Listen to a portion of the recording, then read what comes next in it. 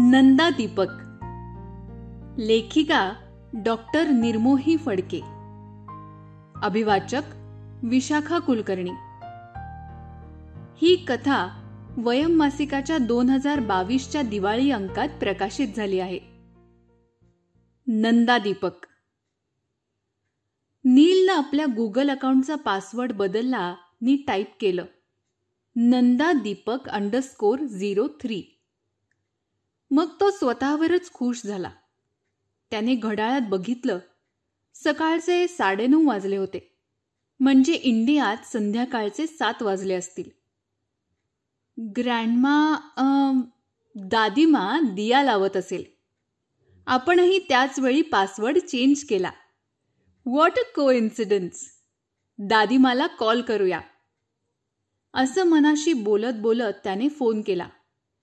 दादीमा, Neel here. नंदा दीपक लावतेस ना? I know. मीही इथे एक नंदा दीपक लावला. हा, कसा? लिसन. नील दादीमाशी बोलण्यात रमला. नील नुकताच भारतात येऊन गेला होता. त्याच्या आत्याबरोबर. जवळजवळ 7 वर्षांनी तो भारतात आला होता. त्याआधी आला होता, पण तेव्हा तो लहान होता. जेमतेम 5 वर्षांचा. या 7 वर्षात कोरोनासकट खूप काही घडामोडी घडल्या आणि नीलही मोठा झाला. दिल्ली विमानतळावर उतरल्यावर तो भिरभिरत्या नजरेने इकडे तिकडे पाहत होता. भारत खूप वेगळा वाटला त्याला. सो कोझी हिअर, तो आत्याला म्हणला. आत्या गालातल्या गालात हसली. भारतातलं त्याच्या दादा दादीचं घर होतं मथुरा जिल्ह्यातल्या राया गावामध्ये. मथुरा आणि वृंदावन या दोन्ही महत्वाच्या शहरापासून काही किलोमीटर अंतरावर. ही 3 ठिकाणं म्हणजे त्रिकोणाचे 3 कोन जणू. दिल्लीहून राया गावापर्यंतचा कारचा प्रवास. नील तर झोपूनच गेला. अमेरिकेतल्या घड्याळाची वेळ आणि भारतातल्या घड्याळाची वेळ यांच्यातल्या फरकामुळे होणारा जेटलॅग. घराजवळ आल्यावरही तो झोपाळलेलाच होता. आत्याने सांगितलं म्हणून फक्त दादा दादींना नमस्कार करून तो खोलीत जाऊन पुन्हा झोपी गेला. नीलला जाग आली तेव्हा नक्की किती वाजलेत हे त्याला कळेच ना. डोळे चोळत चोळत तो आजूबाजूला पाहू लागला. ओ या, दिस इज इंडिया. त्याने घड्याळात पाहिलं. संध्याकाळ होत आली होती. नील खोलीतून बाहेर आला. घराचं निरीक्षण करू लागला. तसं त्याने फोटोमध्ये, व्हिडिओ कॉलमध्ये घर पाहिलं होतं, पण आत्ता प्रत्यक्ष बघताना ते वेगळंच वाटलं त्याला. ओ हो, किती मस्त घर आहे, मोठं. दादाजी, दादीमा, आंटी कुठेच सगळे? जिना उतरून तो खाली आला. दादीमा दिया पेटवत होती. अमेरिकेत आपल्या घरी डिझाईन असलेल्या व्हरायटी ऑफ लॅम्प्स आहेत, पण हा लॅम्प वेगळाच दिसतोय. नीलच्या मनात विचार आला. दादीनं नीलला प्रेमानं जवळ घेतलं. त्याला आवडतात म्हणून दुधाचे वेगवेगळे गोड भारतीय पदार्थ तिने बनवले होते. नील खुश झाला. तेवढ्यात दादाजी आले. त्यांनीही नीलला जवळ घेतलं, त्याच्याशी गप्पा मारल्या. दादाजींबरोबर नीलच्याच वयाचा एक मुलगा आला होता. दादीनं त्यालाही खायला दिलं. त्यांच्या शेताची देखरेख करणाऱ्या जमनलाल यादवांचा मुलगा सुदाम, साधारण नील एवढाच. नीलचं तोडकं मोडकं इंग्लिश हिंदी आणि सुदामचं ब्रिजभाषी हिंदी, त्यामुळे दोघांनाही खूप हसू येत होतं. 4-5 दिवसात नील आपल्या इंडियन विलेजमध्ये रमून गेला. खरं तर राया हे अगदी खेडं नव्हतं.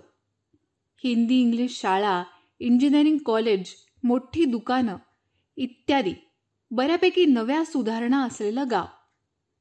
मथुरा आणि वृंदावन अशी 2 महाभारताच्या काळापासून दुधाचा व्यवसाय करणारी मोठी गावं जवळ. त्यामुळे राया गावातल्या घरांमध्येही दुधाचा व्यवसाय परंपरेनं चालत आलेला. नीलच्या आजोबांचं घर त्यांच्यापैकीच एक. ब्रिजवासी मिठाईचा मोठा उद्योग चालवणारे त्याचे आजोबा आणि 2 काका. नीलचे वडील आणि आई फक्त कामानिमित्त अमेरिकेत. त्यामुळे नील अमेरिकेतच जन्मला नि वाढला. बाकी सगळे भारतात, राया गावातल्या घरात. नील आपल्या अमेरिकन दोस्तांना भारतातले फोटो पाठवले आणि खाली लिहिलं, अ बिग इंडियन फॅमिली. आपल्या चुलत भावंडांशी नीलची दोस्ती झालीच, पण का कुणास ठाऊक सुदामशी जरा जास्तच मेटकूट जमलं त्याचं. सुदाम स्वभावानं अगदी शांत होता. त्याचं घरही नीलच्या घराहून लहान नि साधं होतं, पण तरीही नीलला ते चक्क आवडलं. सुदाम सुंदर स्केच काढायचा. फक्त तोच नाही तर त्याचा धाकटा भाऊ गोवर्धन सुद्धा.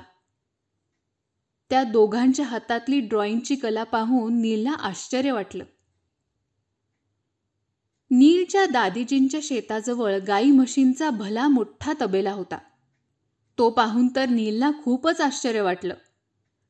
तिथून काही अंतरावर दुधावर प्रोसेस करणारा आणि दुधापासून मिठाई बनवणारा त्यांचा खूप मोठा कारखाना होता. दादाजी आणि दोन्ही काका हे उद्योग सांभाळत होते. नीलला फार आवडलं हे सगळं.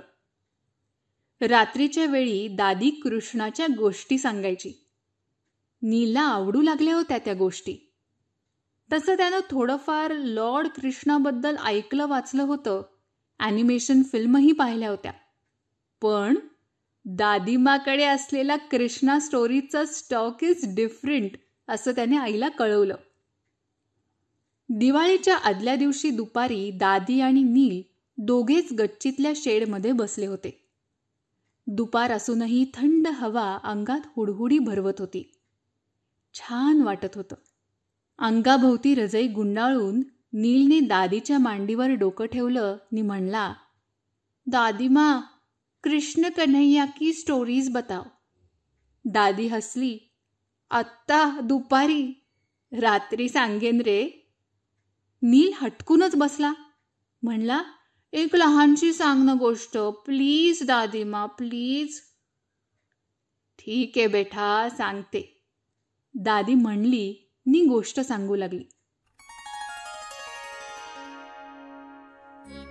कृष्ण कन्हैया ज्याच्या घरी लहानाचा मोठा झाला तो नंद राजा, गोकुळाचा राजा. त्या गोकुळ गावाला वळसा घालून झुळझुळत वाहायची जमुना नदी. दिवसभर हसणारं खिदळणारं गोकुळ तिन्ही सांजेला अंधारात गुडूप झालेलं दिसलं तिला. रोजच दिसायचं. फक्त गोकुळाच्या मध्यभागी असणारा नंदराजाचा राजवाडा मात्र मंद सुवासाचं तेल असलेल्या एका मोठ्या दिव्यामुळे आणि लहान लहान पणत्यांमुळे उजळून निघालेला दिसायचा. सूर्यास्तानंतर दाट काळोख पसरत असल्यामुळे गोकुळात राहणाऱ्या लोकांना आपली बरीचशी कामं त्या वेळेआधी कशीबशी संपवावी लागत. रात्रीचा अंधार चढायला लागला की नंदराजाच्या राजवाड्यातून सर्वांचा लाडका कान्हा आपली बासरी वाजवू लागे. मग गोठ्यातून गाई गुरांच्या घुंगूर माळाही शांत होत असत. आज मात्र संध्याकाळच्या वेळी या गोकुळाचं वेगळंच रूप जमुनेला बघायला मिळालं. आज गावाच्या मध्यभागी असलेल्या नंदराजाचा राजवाडा नेहमीप्रमाणे पणत्यांच्या प्रकाशानं लखलखला होताच, पण गावातली गरीब गोप उजळली होती. जमुना नदीला आश्चर्य वाटलं की या गरिबांच्या घरी ही सुवासिक तेलाची दिवाळी कशी काय. तिच्या पाण्यावरचा गारवा घेऊन तो गोकुळात पसरवणाऱ्या वाऱ्याला तिने विचारलं. तो म्हणला, अगं जमुने, गरीब गोकुळातल्या कष्ट करणाऱ्यांच्या घरात संध्याकाळ झाली की काळोख असतो. तेलाचे दिवे लावणं त्यांना परवडत नाही. नंतर राजाच्या हे लक्षात आलं. म्हणून त्यांनी आज सकाळी आदेश दिला. त्यांच्या राजवाड्यातल्या सर्वात मोठ्या दिव्यामधून गरीब गावकऱ्यांनी तेल घेऊन जावं, आपल्या घरातले दिवे लावावेत हा प्रकाश त्यामुळे झालाय. चमत्कार माहितीये का? इतक्या गरिबांनी राजवाड्यातल्या दिव्यांमधलं तेल नेलं तरीही त्या दिव्यातलं तेल काही कमी झालं नाही. तो अजून जळतोच आहे. हे ऐकून जमुना नदीचं मन गहिवरून आलं. तिने प्रार्थना केली, अशा नंद दीपकानं प्रत्येकाच्या घरातला मनातला अंधार दूर होवो, मैत्रीचा प्रेमाचा प्रकाश पसरो.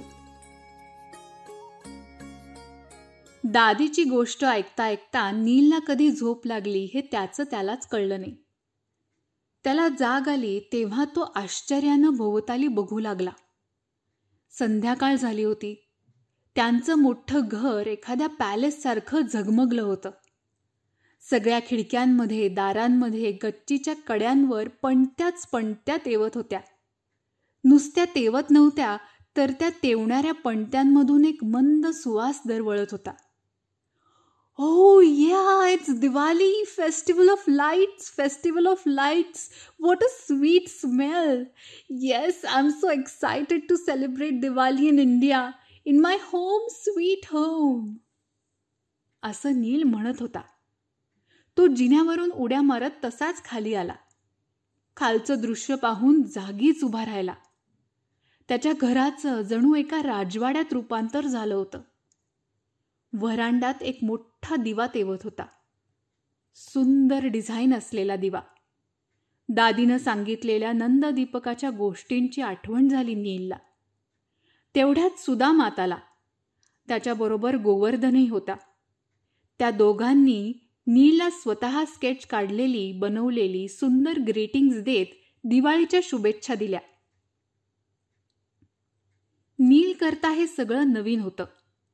त्याला आठवलं, दादीमा घरी आलेल्या प्रत्येकाला काही ना काही घरचं देते.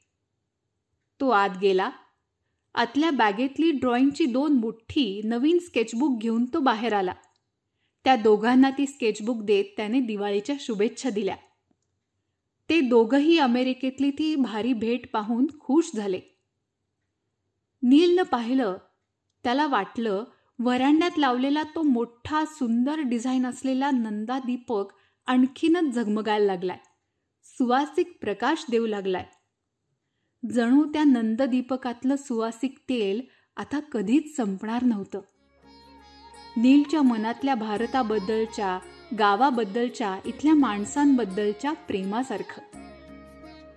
नंदा दीपकाचा लखलखीत प्रकाश घेऊन नील अमेरिकेत परत गेला.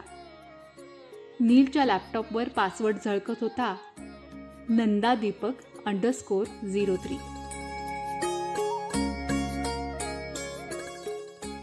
अशाच अजून छान छान गोष्टी वाचण्यासाठी वयम मासिकाला नक्की सबस्क्राईब करा.